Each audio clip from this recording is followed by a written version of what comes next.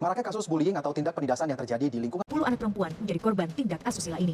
Kondisi psikis tiga korban sebuah upaya grooming. Data terkait angka kekerasan seksual anak yang meningkat dalam rentang waktu 2019 sampai data Kementerian Pemberdayaan Perempuan dan Perlindungan Anak yang dihimpun tim Litbang CNN Indonesia terakhir dalam pengaduan dari masyarakat Terkait kasus predator kejahatan seksual terhadap 11 anak dengan modus mengiming-imingi hadiah melalui game online.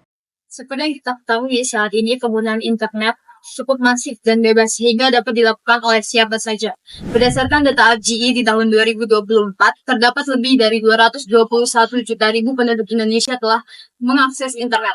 Kemudian disusul berdasarkan data BPS di tahun 2022, sebesar 41,36% penduduk Indonesia yang mengakses internet berasal dari kalangan 5-24 tahun. Ia menunjukkan bahwasanya terdapat 99,4% dari 512 responden anak telah mengakses internet lebih dari 5 jam satu hari. Berdasarkan angka pengguna yang cenderung berasal dari anak dan juga waktu penggunaan yang cukup tinggi tentunya akan menimbulkan beragam resiko terhadap kekerasan anak di ranah daring. Kerap kita jumpai merajalelanya kasus seperti cyberbullying, eksploitasi dan pelecehan terhadap anak dalam bentuk apapun seperti grooming online, sexting, streaming langsung, dan pemerasan seksual terhadap anak. Hal tersebut dibuktikan berdasarkan data UNICEF didapati bahwasanya 45% dari 2.777 anak muda di Indonesia pernah mengalami cyberbullying.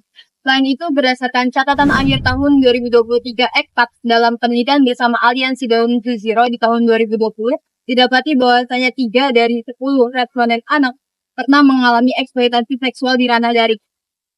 Berhenti sampai situ, banyak anak-anak yang memutuskan untuk bunuh diri karena depresi berkepanjangan akibat memendam permasalahannya serta kekerasan yang dialami oleh dirinya. Berdasarkan laman mediaindonesia.com, PPPA mencatat bahwasanya terdapat 195 kasus bunuh diri anak yang terjadi dalam 5 tahun terakhir. Apabila hal tersebut tidak segera dikendalikan, maka angka dan juga dampak negatif yang ditimbulkan dari kekerasan terhadap anak di ranah daring dikhawatirkan akan melonjak signifikan dan tentunya akan mengancam keamanan anak. Tua tentunya memiliki peran yang sangat besar dalam mengawasi anaknya ketika berselancar di dunia maya. Kekerasan yang terjadi pada anak di ranah daring tentunya didukung dari faktor pembiaran yang dilakukan oleh orang tua.